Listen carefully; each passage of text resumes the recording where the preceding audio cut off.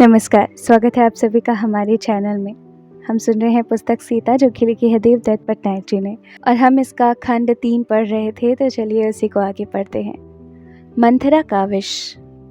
महाराज के दरबार से होते हुए सारी नगरी और फिर सारी भूमि तक समाचार प्रसारित हो उठा। अगले ही दिन भोर बेला में एक नए महाराज का राज्याभिषेक होगा और वृद्ध महाराज अवकाश ग्रहण करेंगे। इस प्रकार अयोध्या नगरी व कौशल प्रदेश के लिए निरंतरता व स्थिरता का आश्वासन बना रहेगा। इस समाचार ने एक उत्सव सा रच दिया, एक कभी ना समाप्त होने वाला, निरंतर चलने वाला एक समारोह। कृषक अपने खेतों से जल्दी लौट आए, चरवाहे पशुओं को शीघ्र ही वापस ले आए और मछुआरों ने भी नदियों से बाहर आने में समय नहीं लगाया। वे सभी समारोह का अंग बनना चाहते थे। घरों को साफ सुथरा कर पुष्पों से सुसज्जित किया गया, मार्ग जैसे धो पोंछ कर चमका दिए गए और सब जगह जल का छिड़काव किया जाने लगा ताकि धूल न उड़ सके। दीपकों से जगमग रोशनी कर दी गई। अनेक प्रकार की पताकाएं व ध्वज तैयार किए गए ताकि प्रातः काल उन्हें लगाया व फहराया जा सके। विशेष प्रकार के व्यंजन तैयार किए जाने लगे। कुछ भी खट्टा नहीं, सभी प्रकार के मिष्ठान, सभी मक्खन व शुद्ध घी में तैयार किए जाने लगे। स्त्री और पुरुषों ने अपने सबसे नवीन और सुंदर वस्त्र व परिधान निकाले ताकि नए राजा की शोभा यात्रा के समय उनका अभिनंदन करने जा सकें। वे जानते थे कि नए महाराज राज्याभिषेक समारोह के बाद अपने राजसी रथ में सवार होकर हाथी दांत से बने छत्र तले नगर का दौरा करने निकलेंगे। नगर के चौक में एक भव्य दावत का आयोजन किया जा रहा था। कुश्तीबाज, मनोरंजन करने वाले तथा संगीतज्ञ नगरी की ओर लपके ताकि इन सभी समारोहों में हिस्सा ले सकें, उत्सव की उमंग में झूम सकें। महारानियों के अंतःपुर में भी यह समाचार पाते ही हर्ष की लहर दौड़ गई। कौशल्या बोली, परंतु क्या हम भरत और शत्रुघ्न के लौटने की प्रतीक्षा नहीं कर सकते? सही कहा, मैं भी यही सोच रही थी कि अचानक इतनी अधीरता क्यों, अथवा यह सब पूर्व नियोजित था। मंथरा ने सोचा और ज्यों ज्यों वह इस विषय का गहन से विश्लेषण करने लगी, उसके विचार मंद बयार से तेज तूफान में बदल गए। अचानक उसे वह सब दिखने लगा जो शायद अब तक किसी ने नहीं देखा था, और इन ढांचों ने उसे बुरी तरह से भयभीत कर दिया। वह कैकेयी की ओर दौड़ी। जाकर देखा तो वह अपने प्रिय आभूषण छांटने में मग्न थी। मंथरा ने द्वार बंद किया। वह कैकेयी के सामने बैठकर छाती कूटते हुए फर्श को ताकने लगी। वह लगातार तेजी के साथ यह सब तब तक दोहराती रही जब तक कैकेयी की दृष्टि उस पर नहीं पड़ी।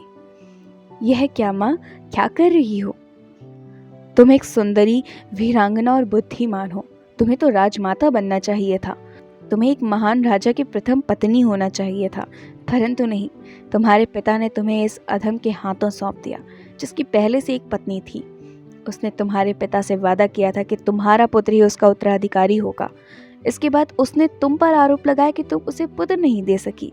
अपने आप को राजा कहता है किंतु अपनी ही अनुर्वरता का दायित्व नहीं ले सका। यहाँ तक कि उस अनुचर की पुत्री की कोख भी उसके दुर्बल बीज को अंकुरित नहीं कर सकी। तब उसने मुनि को बुलवाया और पुत्र पाने के लिए यज्ञ रचाया। देवों ने उसे यज्ञ का प्रसाद दिया ताकि वह पिता बन सके, और पिता भी कैसा, जो अपनी पहली पत्नी के पुत्र के आगे किसी को कुछ नहीं जानता। वह उसे महल में अपने पास रखकर तुम्हारे पुत्र को उस नीच विश्वामित्र के साथ वन में भेजना चाहता था, और फिर तुम्हारे पुत्र का विवाह एक निकृष्ट युवती से कर दिया जो बड़ी वधू की छोटी बहन है, वह भी रानी बनने का अधिकार नहीं रखती। और अब जब तुम्हारा पुत्र राज्य से बाहर है तो उसने प्रिय राम के राज्याभिषेक की तैयारी कर ली है। इस तरह कौशल्या तो राजमाता हो जाएगी और तुम कहाँ जाओगी? तुम्हारा पुत्र महाराज का दास होगा और तुम मेरी सुंदर, वीर, बुद्धि संपन्न व उर्वर कैकेयी कौशल्या की दासी बनोगी, और मैं दासी की दासी बनूंगी।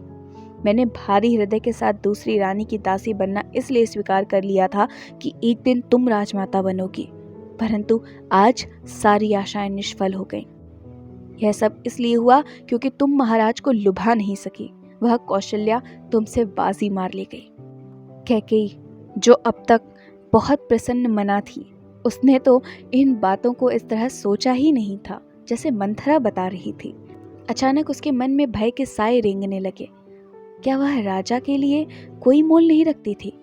क्या उसके पुत्र का कोई मोल नहीं था? क्या अब वह महाराज की प्रिय रानी नहीं रही? उसे राजमाता की दासी बनना होगा। और भरत, क्या वह राम का परिचारक होगा? फिर उसने सोचा, परंतु राम ही तो सबसे अच्छा और बड़ा पुत्र है। वह एक वीर है, बलशाली तथा बुद्धिमान युवक है। अयोध्या पर उसका ही शासन होना चाहिए। एक योग्य राजा और उसकी नेक माता की सेवा करने में हर्ज ही क्या है? मंथरा की यंत्रणा जारी रही। बलिदान देना अच्छी बात है। निर्धन सदा से धनिकों के लिए त्याग करते आए हैं।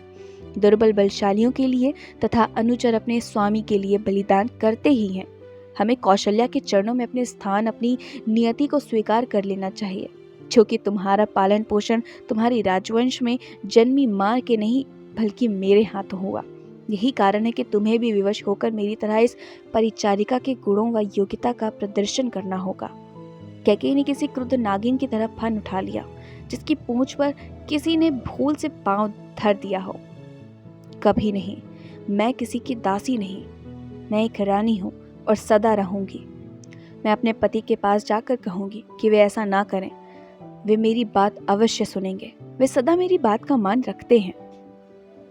हाँ, यह तो सत्य है, किंतु अभी ऐसा नहीं होगा। इस समय तो वशिष्ठ और कौशल्या उन्हें घेरे बैठे हैं।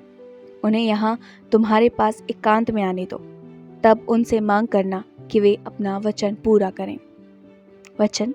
कैसा वचन? मंथरा ने कैकेयी को उन 2 वचनों का स्मरण कराया जो दशरथ ने उसे युद्ध क्षेत्र में उसके प्राणों की रक्षा करने पर दिए थे। वे अभी तक मांगे नहीं गए थे। अरे हाँ, कैकेयी के मुख पर धूर्त मुस्कान खेल गई।